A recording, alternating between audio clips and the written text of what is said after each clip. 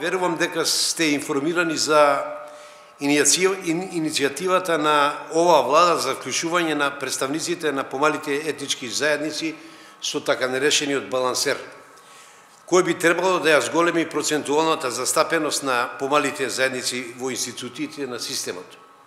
Ама наместо застапеноста да се зголеми, истата со секој нов конкурс се намалува спротивно на очекувањата и самите услови предвидени во конкурсите. Имено, почитувани новинари, зашто всушност станува збор? Ќе ви наведам само неколку примери. Првиот пример е конкурсот број 2/218, објавен од јавното предпријатие за државни патишта за советник на контрола за сообраќајот и одржување на компјутерска опрема, предвиден за Ром. Примен е од другата етничка заедница, не знаеме од која етничка заедница кој е примен. Погоре наведениот конкурс беше објавен и по втор пат, само за да се елиминира единствениот ром кандидат, кој го задоволуваше сите потребни услови и на негово место беше повторно примен од друга етничка заедница.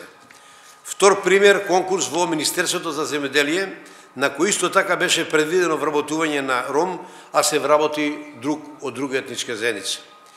И како трет еклантатен пример на непочитување на конкурсните услови е конкурсот број 128, косот 18, објавен од страната на Заводот за статистика, за работно место со работник за миграција и статистички регистар на население беше предвиден за Ром. Како согласно конкурсните услови се пријави соодветен кандидат од ромската етничка заедница, а Роман е избран кандидат кој се има јавено на истиот оглас на повеќе работни места предвидени за турчин, за албанец, како и за погоре наведеното место предвидено за Ром. Истата, за да се пријави на сите погоре наведени места, морала да потполни изјава дека е припредник на сите погоре наведени заедници.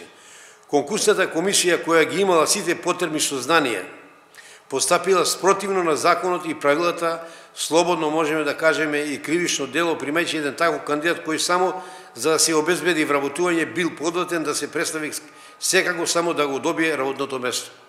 Сметаме дека сите овие наведени, а и други конкурси за кои немаме сознание, а биле предвидени за припадниците на ромската етничка заедница, треба да се преповторат за да се оствари нивната основна цел, а таа се наведува дека беше обезбедување на соодветна правична застапеност на ромската заедница.